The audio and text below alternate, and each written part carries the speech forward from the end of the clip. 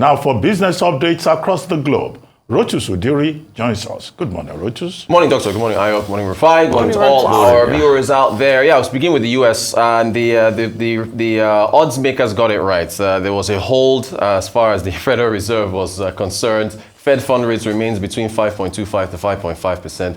It's interesting that 12 Federal Reserve officials see one more hike this year in 2023 of the 19. Remaining 7 see no more hikes. They see 2.6% inflation in 2024, and inflation getting back to their target of 2% in 2026. Jerome Powell saying that, well, you know, this whole soft landing narrative could happen, but might take a little longer. And the markets kind of fell, though, I guess because the Fed officials are still seeing one more hike in the future. So that's what we saw with the U.S. And, you know, if we proceed, you know, continue to look at the data is what Mr. Jerome Powell there on your screen said that we have to do. His counterparts over in the UK, decision day for them today. The rate decision is due at about 12 noon, I think, for the Bank of England. The benchmark rate at 5.25%. You've had 14 rate hikes since December of 2021. Some argue that the Bank of England was late to the party and is playing catch up. August headline inflation, though, 6.7%. We talked about that yesterday when the news broke. Core inflation that strips out tobacco, food, energy, and other volatile items, 6.2% is what they're going to be looking at. And you can see their inflation target at 2%, something doctors, you know, repeatedly questioned, which is a good question to ask, whether it's realistic. So, you know, it's up in the air. It's a coin toss. Well, it used to be realistic before. Well, yeah, but then inflation has accelerated, and so, you know, yeah, exactly. So, well, I think maybe they'll hike again 25 basis points. We'll see what happens at about 12 noon. So that's what's happening there. Rishi Sunak, we took this live, you know, very bold moves from the Prime Minister ahead of elections next year, especially with the, you know, climate contingent in the UK. Delaying climate targets, for example, petrol car bans on, that is as far as the purchase of them. It was in 2030, he moved it back 5 years. Then this off-grid, for people who are off fossil fuel heating for homes, using boilers, that was initially planned to be phased out in 2026. They've moved it to 2035. Then for UK families that want to upgrade their boilers, they're giving them an increase of 50% in terms of assistance to £7,500, so they can purchase that. And then there's this something called an environmental protection certificates, or rather environmental performance certificate, an EPC, for rental properties. Landlords were initially required to have that by 2025. They've scrapped that. So the pushback Sunak is getting from the business community is that you are going to delay investments, climate-friendly investments, which the UK badly needs right now, by pushing these deadlines backwards. But he has said, listen, as far as net zero is concerned, as far as emissions is concerned, the UK is one of the lowest in the world. Why punish business owners? Why punish individuals with these stringent requirements? Give them a little more room. So he's gotten some support from the you know, automobile industry. They were, of course, happy to see this ban pushed back and other things. But he's also gotten some pushback. Boris Johnson came out and made his statements and all of that. So, but again, look, this close to an election, coming out with these targets, he said it has to be realistic as far as net zero. He's still committed to 2050. So, you know, that's where we are with that. I think we will go to South Africa. Yeah, South Africa, they have a rate decision later today. Benchmark rates hiked, well, it was held at the last meeting, 8.25%. 475 basis point hike since November of 2021. Inflation did, you know, 4.8%. Their own target for the South African Reserve Bank is between 3 to 6%. So, yeah, about middle of the road. We'll see what they decide. Let me see. If I have to take a pick, I think they'll hold as their rates later today. We come to Nigeria, and of course, President Tinubu, you know, at the NASDAQ partnership with the U.S. Chamber of Commerce and the, you know, roundtable they had with business leaders in Nigeria. You know, ringing the bell there at the NASDAQ as part of his trip to New York on the sidelines of the United Nations General Assembly. Pretty historic moment. Now, of course, this does put some focus on our NGX, you know, the Nigerian Stock Exchange here in the country. We need more IPOs in Nigeria. We need more incentives for companies to list on our exchange here in Nigeria. As we know, we have FX issues. We have less foreign participation on our stock exchange here in Nigeria, more domestic participation because folks are not able to get their money out. So while this is historic, it does bring up people like, okay, well, what about us? What about our own stock exchange? When are we going to see more listings and more companies? But still, historic moment for us. And speaking of FX, well, you see today's headline in the This Day newspaper, Nigeria's newspaper of record, Naira weakens to 990 on the parallel market as dollar demand overwhelms supply. And, I have to bring something up here. For some reason, individuals keep tagging me on social media saying that neoclassical economics doesn't apply to Nigeria. I've been ignoring it for a while, but I say, you know what? Why not just use this situation, this headline in today's This Day to address that. I don't know if do we have the definition? I think we do. If not, the whole model around neoclassical economics is based on supply and demand. That is what it is. That is the model that it follows. Nigeria is no different. Your issue here, as far as us approaching 1,000, is because of a lack of supply. 770 is where we closed on the I&E window. No, I heard it was close to 800. No, it closed at 770 yesterday. 770, 775. 776. Yeah, 776. Yeah. Okay, there it is. Let me read this out. In simple terms, neoclassicals believe that production and consumption of goods and services is always dependent on its supply and demand.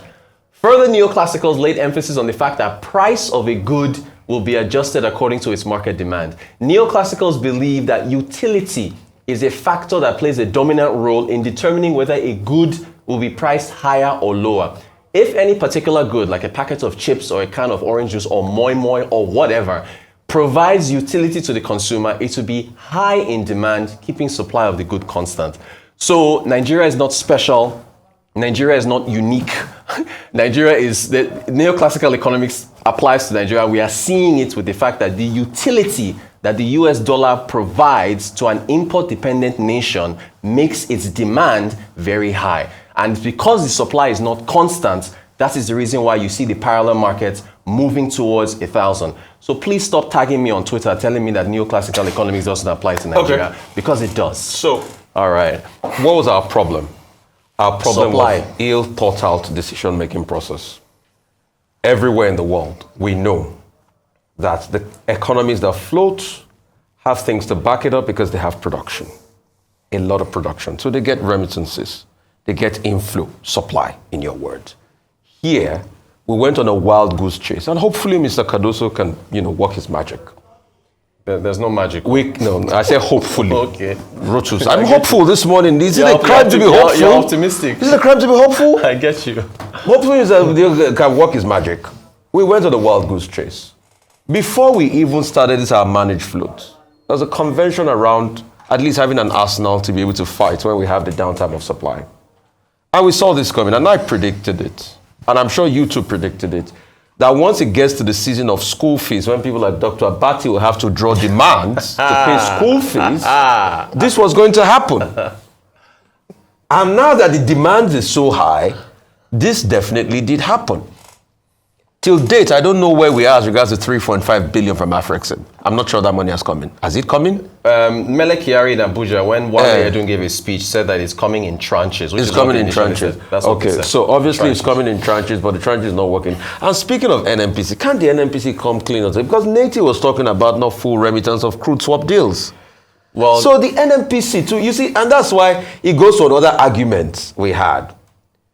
Subsidy, yes, is killing us. But also the corruption in our country that a lot of people can't account for. And I'm sure if you know from the FAC reports now, we have gone back to paying subsidies. Yeah, I showed you diesel and fuel yesterday. In fact, there was a source that spoke to this day that talked about the fact that pure and simple, the reason why NFB's going to remit to FAC is that subsidy is back on. So two great decisions made on the 29th of May fall flat on their feet. That's what we're talking about. Let's go to the UK. Yes, those in the car and the energy sector will be happy. In fact, I've started seeing people started pushing. You know this ULEF thing, emission in London was a big problem. Some people are already pushing and say, okay, Rishi Sunak should be able to address that. But you see, this goes back to the hypocrisy of the West. And you see, I will go back to a particular thing I said many months ago. when President Tinubu was berating the West on climate change and people were attacking him, and I said, and I defended him that day, because when you do good, I say you do good. And I said, I can't stand the hypocrisy of the West on climate change.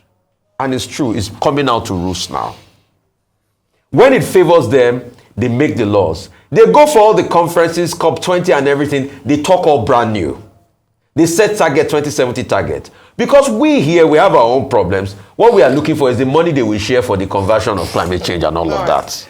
All right, so just to say that yesterday, Rishi Sunak stirred the climate change honestness. Because yesterday, it's quite interesting that he made these announcements whilst the United Nations is meeting in New York, and one of the key conversations would be on climate change and how to achieve net zero 2050. And here he comes with big announcements, especially as the UK being at the forefront when it comes to climate change, achieving zero emissions by 2030, net zero by 2050. Now, it's important to highlight that the UK is legally bound to meet net zero 2050. So he's saying that they're not moving away from that. They're still on course to meeting net zero 20, that's net zero emissions 2050. However, it doesn't have to be at the expense of the livelihoods of the UK people. So he's speaking as a leader who is for the poor. He's almost speaking like a Labour Party member. And it's interesting that a number of criticisms... He has to win elections. Yes, he has to. I mean, so the criticisms are coming from within his party and even from the Labour Party. One of the things he said on paper, it looks very good, looking out for the people, living crisis currently, energy, just phasing it out for the poor, especially in the UK. However, in terms of global politics, it doesn't make any sense because there are agreements that have been made. He feels that things can be achieved better. Now, one of the things, talking about investments in the UK, we talked about this on the show when Kia had announced plans to invest in the UK by, through building electric vehicle plants. However, we also talked about Jaguar and Land Rover saying that we're building. Maybe they had foreknowledge of the fact that they were going to push back because they were also building factories in the UK. So there's some camps that are not happy, especially those who are pushing for electric vehicles and hoping to invest in that sector. But something else, and finally I'll end here, is the fact that what people are saying is almost being penny wise and pound foolish. That in the long term, when you look at the cost of climate change, you look at the cost of changing. If EV is introduced early on, you can get second-hand cars, and it would better impact on the poorer people in the country. So it is trying to win elections short term at the expense of long-term benefits to the UK. So very healthy debates, very healthy debates. I'm very brief on Rishi Sunak. I recall that I brought this up yesterday. You did. And I said, look. But now that Mr. Sunak has spoken, you may say that the general election gun has been fired in the UK. But the summary of it is that politics is being placed before economics. Even members of his party are not sure. Tory MPs are kicking. Climate scientists are kicking. Al Gore, who is a climate adaptation campaigner and former US president, says that he thinks that the prime minister has done a wrong thing. But he's defending himself, saying this is not about votes, that this is to save household, higher costs, and also a pragmatic approach. But he seems to be the only person that thinks so. And this is not the first time he will do this. You recall, when he went to Scotland, he approved, fresh contracts for, oil companies in Scotland. And it was on the basis of that his country was attacked by these eco campaigners. So there's a reversal. This is not the first reversal from Rishi Sunak. But the important thing is, what is the big issue? Is political interest or the general interest of the people, or just to get the votes to remain in power? And all politicians play these games anyway. Now that's one. As for inflation, yes, we're expecting the Bank of England today, and it's the same situation with the US. Inflation came down to 6.7. Yep. It's more deep. But still, it looks like good news. Yep. The labor figures are loosening, wages look okay. So some people are saying, well, maybe on the basis of some of those good indicators, there will not be, a further rise, and the Bank of England may hold. But, some other people expect that, well, there will be some increase, up to about 5%, 5.25 to 5%, and that may probably be the last this year. In the US, yes, as you said, the investors and market watchers, they got it right. But the main thing that the FOMC has pointed out is that there's likely to be another hike this year, just to put everybody on notice. But the market, has responded to it. Treasury yields have gone up. Some people say, well, this is a very good sign, but they're still watching it, in terms of their targets. I thought you were going to talk about Ghana, which New York Times says has declared bankruptcy in spite of the, is it $3 billion bailout that they got from the IMF. And Ghana faces the risk of going in the direction of Sri Lanka. But look, the reasons that the Ghanaian authorities are giving, they are citing COVID, they are citing war in Ukraine, they are citing higher energy prices. Nobody within the Ghanaian government is talking about the fact that, look, leadership is at the center of it. And when I look at that, are there lessons that Nigeria can learn from what is going on in Ghana? It's not Sri Lanka or Venezuela. It's Ghana. Right here. 45, 50 minutes away. Exactly. And I think we should be worried about all of this, even as we try to deal with our own problems. At home. Where the forex market is in disarray. That's the summary. That forex market is in disarray. It's not just about demand and supply. It's lack of rigor, lack of focus on the specific issues. Thank you.